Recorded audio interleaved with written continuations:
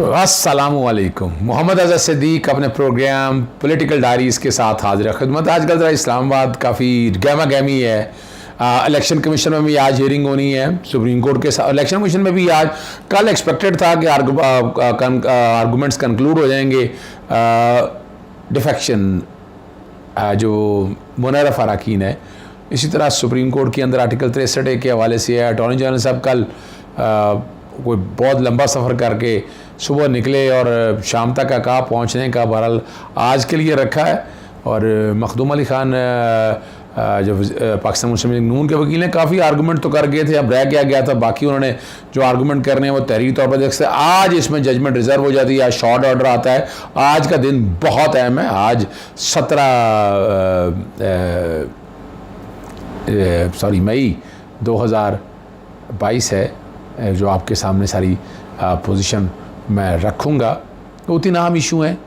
एक तो आपको पता है लाहौर हाई कोर्ट के सामने 5 मेंबर बेंच केस की समाअत करने जा रहा है, जो हमजा शरीफ के गैर कानूनी हल्फ और वो सदर के इख्तियारात में मुदाखलत, वज़ीर आज़म के इख्तियारात के हवाले से बात, और सदर पाकिस्तान को नोटिस नहीं, गवर्नर को नोटिस नहीं है, क्या हाई कोर्ट के स्पीकर को कह सकता है कि हलफ ले, ये वो सारे आइनियों का नुकता। इंट्रा कोर्ट अपीलों की समाअत होनी। मैं चूँकि सुप्रीम कोर्ट इस्लामाबाद और इलेक्शन कमीशन में हूँ तो मैं तो शायद पेश नहीं हो रहा। इम्तियाज़ रशीद सिद्दीकी साहब से वो पेश होंगे। एक और बड़ा जो बात है ना आपके साथ, एक तो उमर सरफराज चीमा साहब ने ट्वीट किया है, आर्टिकल के तहत वज़ीर आज़म के ख़िलाफ़ कार्रवाई के लिए मुतल्लिका फ़ोरम अदालत से रुजू करने का फ़ैसला। पंजाब में जारी आइनी और कानूनी बहरान वज़ीर आज़म उसके बेटे की आइन शिकनी और ताकत के गैर कानूनी इस्तेमाल की वजह से है। आइन शिकन और कानून तोड़ने वाले को अदालत के कटहरे तक पहुँचा कर रहूँगा इंशाअल्लाह। और काम उन्होंने काफ़ी कंप्लीट किया हुआ है, मैं आपको पहले बताया हुआ था। एक जो उनको रिमूवल किया कॉन्टेक्स्ट में, जो एक इलीगल नोटिफिकेशन किया है। बाकी जो जितना ये आइनी और कानूनी बहरान है, इसमें बहुत अहम सवाल हैं, बहुत आनी नुकात हैं जो आने वाले दिनों में आप देखेंगे। दूसरी बात है एडवोकेट जनरल के ख़िलाफ़ जो देखना, इन्होंने गैर कानूनी तौर पर असम्बलियाँ और कब्ज़ा करने की, जैसे इन्होंने पहले गवर्नर उस पर कब्ज़ा किया, इस तरह एडवोकेट जनरल का फिर भी अब कानून के मुताबिक काम करें। और वो वहाँ 2 मौके के ऊपर, और एडवोकेट जनरल साहब अट गए हैं, कोई भी उन्हें एडवोकेट जनरल से हटा नहीं सकता। पुलिस आ गई वहाँ, वो बाकायदा जवाब दाखिल किया, वो जवाब दाखिल नहीं यानी निकाल लिया गया, आप अंदाजा फाड़ लिया गया। यार क्या हो रहा है ये, यार ये क्या कानून के साथ मजाक हो रहा है। यहाँ जंगल का कानून है क्या? वो सारी जो गुफ्तगू उन्होंने की अहमद अवैस साहब ने, वो पहले सुन लीजिएगा तो, और ताकि आप तक मैं कुछ पोजीशन रख सकूँ। बाहर जो है वो पुलिस की भारी नफरी आ गई है, क्या वो आपको इस ऑफिस से निकालना चाहते हैं? क्या वजह क्या है? पुलिस की भारी नफरी है बाहर। किस चीज की? पुलिस की। नहीं, पुलिस कैसे मुझे निकाल सकती है? मैं कोई ऐसे कोई यूजरपर तो हूँ नहीं। आई एम एडवोकेट जनरल और स्टिल एडवोकेट जनरल। तो सर इतलात ये मिल रही है कि CCPO लाहौर और पुलिस को कहा गया है कि एडवोकेट ऑफिस जो है वो खाली करवाया जाए। नहीं, कह भी नहीं सकते और ना ही ऐसी बात हो सकती है। No question. कल जो है बड़ा अहम केस है, समाअत है हमजा शहबाज के हल्फ के हवाले से। अदालत ने आपको रिटन ऑर्डर तहरीरी तौर पर जवाब जमा करवाने के लिए भी कहा था, तो क्या ये कल वाले केस से को आपको दूर रखने की कोशिश तो नहीं है? यकीनन ये कोशिश है, और उन्होंने जो जवाब हमने आज जमा करवाने के लिए भेजा था, वो वहाँ जवाद याकूब साहब जो एडिशनल एडवोकेट जनरल हैं, उन्होंने एक ऑफिस डिसिप्लिन को वायलेट करते हुए वो जवाब जो है उनसे जमा कराने से रास्ते में ही रोक के और वो उनको डिस्ट्रॉय कर दिया। अब सुबह अदालत में इसको देखेंगे, अदालत के सामने ये मैं बात कर लूँगा, क्योंकि इस बात के ऊपर मैंने कुछ झगड़ा तो करना नहीं है। मैं अदालत को बताऊँगा जो एक्चुअल पोजीशन है, जो कानूनी और आइनी पोजीशन है, और लेट्स सी इसमें जो एक लार्जर बेंच बना हुआ है वो इस पर क्या फैसला करता है। जी, आपने दो मुख्तलिफ मौक़े पे गुफ्तगू जो की है वो आपने सारी सुन ली है। अब जो मुल्क की ताज़ा तरीन सूरत हाल है, असम्बलियाँ वाकई क्या डिज़ोल्व होने जा रही हैं। आपने यहाँ MQM का बयान देख लिया उनके, और मैंने ट्वीट भी किए हैं उन हवाले से। MQM, मैंने आपको पहले भी कहा था कि ये बड़ी बारीक सी, को बाप पीछे हट गया या MQM पीछे हट गया, तो ये गवर्नमेंट गिर जाएगी। यानी आपको यू नीड टू हैव अपना ना मेजॉरिटी आपके पास होनी चाहिए, सिंपल मेजॉरिटी। अब जो कि अपोजिशन यहाँ पर नहीं है, अपोजिशन से मुराद है इस्तीफ़े दिए हुए हैं, तो अगर नो कॉन्फिडेंस मूव लानी है तो 2/3 से लगानी, तो यहाँ सदर का इख्तियार इस्तेमाल होगा कॉन्फिडेंस के लिए, अदम एतमाद के वोट के लिए। तो अल्टीमेटली ये असम्बलियाँ नहीं, हालात और वाक़या देख के अल्टीमेटली असम्बलियाँ डिज़ोल्व होने की जाएंगे। इमरान खान साहब ने प्रेशर बहुत बिल्ड कर लिया है और उन्होंने अवाम का प्रेशर बिल्ड किया है, और जो एक नरेटिव बिल्ड करना था वो कामयाब हो चुके हैं। बातें उन्होंने जो सारी की हैं, मैं उनकी बातों की तरफ नहीं जाऊँगा। हाँ, मैं ये समझता हूँ कि मुझे यानी बुनियादी तौर पर ये है कि उन्होंने अवाम को जगा दिया है। अवाम अपने राइट के लिए अब बात कर रहे हैं, अवाम अपने हकूक़ के लिए बात कर रहे हैं, और अवाम चाहते हैं कि जो बैन अवी साजिश है ना, जो साइफ़र वाली, वो नहीं चल सकेगी यहाँ पर। माशी हालात आपके सामने, मैं रात भी बता दिए थे, IMF इतनी आसानी से कर्ज़ा देने वाला नहीं है, और उसके लिए कंडीशनलिटीज़ पूरी करनी है। ये ना इनमें कैपेसिटी इतनी है कि ये सारे मामलात को हैंडल कर पाएंगे। बात यही ख़त्म नहीं होती। इसी बुनियाद पर सऊदी गवर्नमेंट ने अगर को पैसे देने हैं तो उसने देने हैं, तो सऊदी गवर्नमेंट भी इतनी आसानी से पैसे देने वाली नहीं है। टर्की इकनॉमिक हालात अपने ख़राब हैं, पैसे मिलने के चांस नज़र नहीं आ रहे। यानी पाकिस्तान की क्रेडिबिलिटी, स्टॉक मार्केट क्रैश कर चुकी है, डॉलर पकड़ा नहीं जा रहा, महंगाई काबू में नहीं आ रही। जो बुलंद वांगे दावे किए थे ना कि 2-2.5 महीने लगा के इसाक डालर ने पता नहीं क्या कर दिया, क्या कर लिया इसाक डालर ने, आपके सामने है। कोई भी नहीं है, कोई प्लान नहीं है इनके पास। और ये मेरे प्रोग्राम उठा के देख लीजिएगा, मैंने आपको कहा था ये 6 काम करने के लिए आए हैं, और उसी के लिए आए हैं।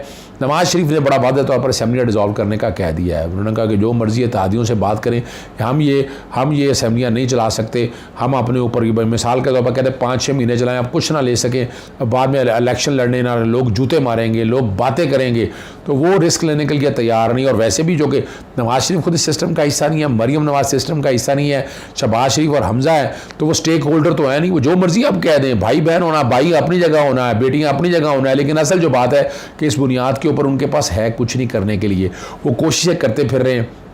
फिर याद रखिएगा, कई लोग सेम पेज पे आगे होंगे, यहाँ आगे चेयरमैन नैब की तैनाती होनी है, और ये सारे मामला देखने हैं, और वो गवर्नमेंट अपनी मर्ज़ी से करती है, मौजूदा को चलाती है, लेकिन कहीं ना कहीं कंप्रोमाइज़ होंगे। मुझे बहुत चीज़ों का पता है, मैं अभी इशारा कर रहा हूँ, मैं बात कर रहा हूँ कि यहाँ जो नज़र आ रहा है कि ये अकाउंटेबिलिटी की ड्राइव अगर उस तरह लेके चलनी है, वो चल सकती है नहीं चल सकती, ये बड़े अहम इशू है। देखने वाले हैं कि इनके मंतकी नताइज क्या पहुँचते हैं। नोटिस एक और मैं बैकग्राउंड पे चला रहा हूँ, अता तारड़ को एक और अपने क्लाइंट मौकला जो है फराह खान की तरफ से दे दिया, फराह शहजादी की तरफ से दे दिया है कि वो फिर बाज नहीं आ रहे थे। और अब इससे अगला जो काम है, बाकायदा सिविल कोड, सेशन कोड के अंदर हर्जाने का दावा दायर किया जाएगा, और जो नाम बिगाड़ के लिया जा रहा है उसे रोकने की बात भी की जाएगी। गहमा गहमी बहुत रहेगी। पंजाब के हवाले से तो आपके सामने मैं रात भी बता दी है, अब भी है।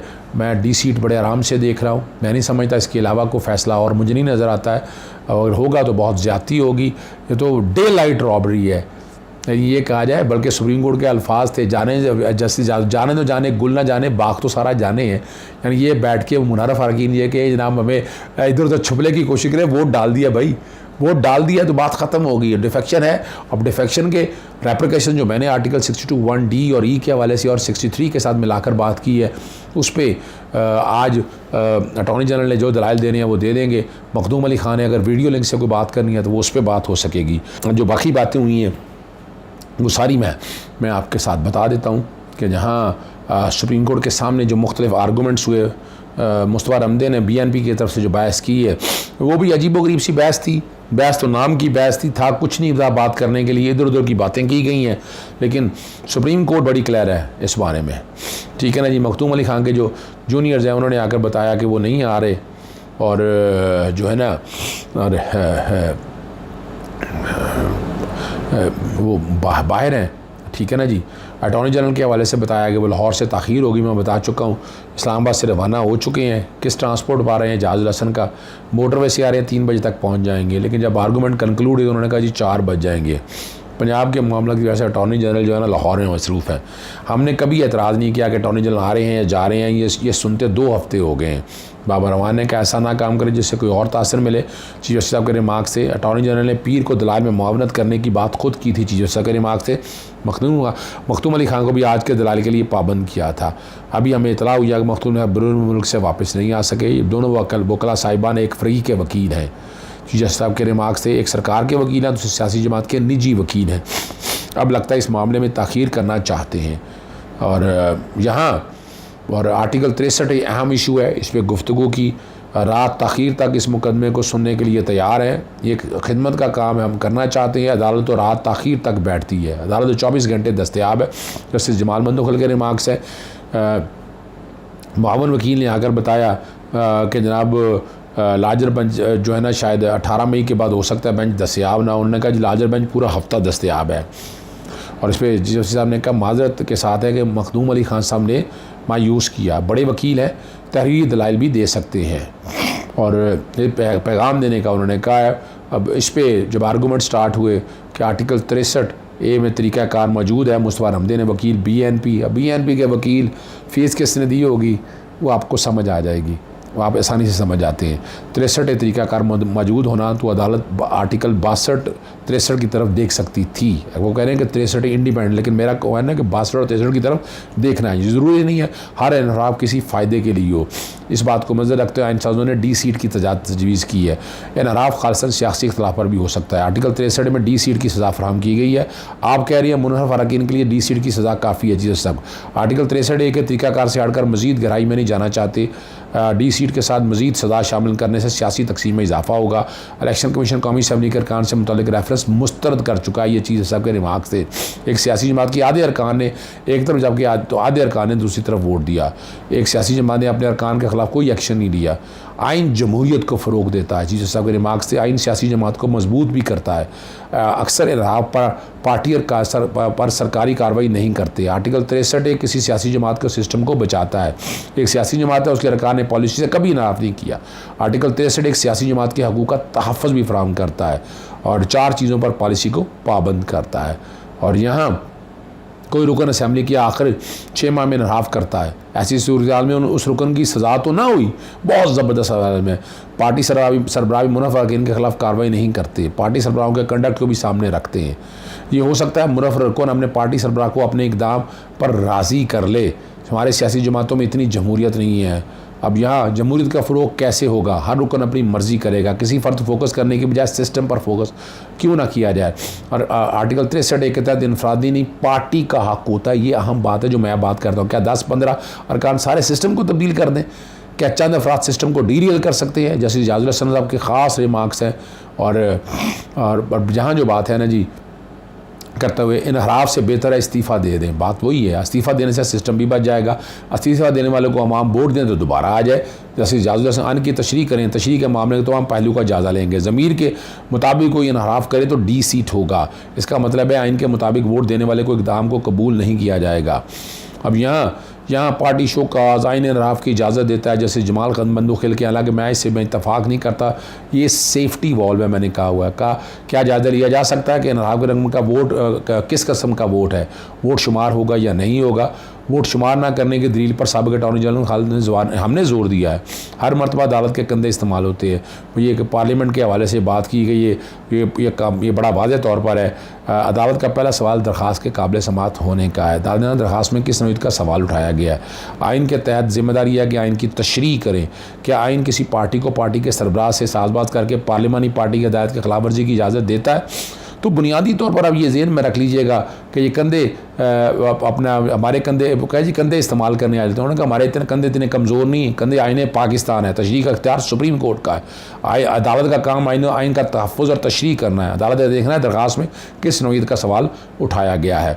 यहाँ अगर कोशिश की अटॉर्नी जनरल ने फिर कल तक समाअत मुलतवी कर दे, लेकिन इस पर अपना बुनियादी तौर पर जो है ना जी शुमाइल भट्ट साहब एडवोकेट जनरल KP की हैं, वो पेश हुए। उन्होंने कहा कि आर्टिकल 63 को आर्टिकल 62 के जो मेरे आर्गूमेंट है आइन की कोई शेख खूबसूरती के लिए नहीं है। आइन के 63 को आर्टिकल 62 के साथ पढ़ा जाए तो उसके संगीन नताइज होंगे। पार्लियामेंट के बाद 2 फोरम्स ने इनहराफ का जायज़ा लेना होता है। अगर कोई असम्बली में ना आए तो ये इनहराफ नहीं होगा, चाहे किसी ने गन पॉइंट पर वोट ले लिया। अगर वज़ीर आज़म अहकामात की खिलाफ वर्जी करे तो फिर क्या रुकन चाहेगा वो वही वज़ीर आज़म रहे? मानते हैं आर्टिकल 63 तरीक़ाकार के मुताबिक इलेक्शन कमीशन और सुप्रीम कोर्ट फोरम है। क्या पार्टी सरबराह की शिकायत पर इलेक्शन कमीशन किसी रुकन के किरदार को गलत या सही कह सकता है? जैसे जमाल मंदोखिल के समाइल है। और कल एडवोकेट जो है ना जी जनरल KP के, वो अपने बहस का आगाज़ जारी रखेंगे। आज मुकम्मल हो जाएगा। 3 पॉसिबिलिटीज़ मैं देखता हूँ। एक तो डी सीट तो बड़ा वाज़ेह तौर पर है, मैं बड़ा क्लियर हूँ इसके हवाले से कि ये वोट अगर डर भी गया तो वोट काउंट नहीं होगा। मेरी बड़ी क्लैरिटी है और उम्मीद है सुप्रीम कोर्ट इसको इसी मामले में तशरीह देगी। या ज़्यादा कि हो सकता है कि अगर फ़र्ज़ करें अपना ये वैसे तो डिस्क्वालिफिकेशन फॉर लाइफ है, तो मिनिमम जो है वो शायद 5 साल की तरफ ना जाए, लेकिन 5 साल भी सज़ा मैं समझता हूँ कम है। मेरी ज़ाती राय के मुताबिक वोट काउंट भी होना चाहिए और इसकी सज़ा उम्र नाअहली के लिए होनी चाहिए। इजाज़त चाहता हूँ। अस्सलाम वालेकुम, अल्लाह हाफ़िज़, पाकिस्तान जिंदाबाद।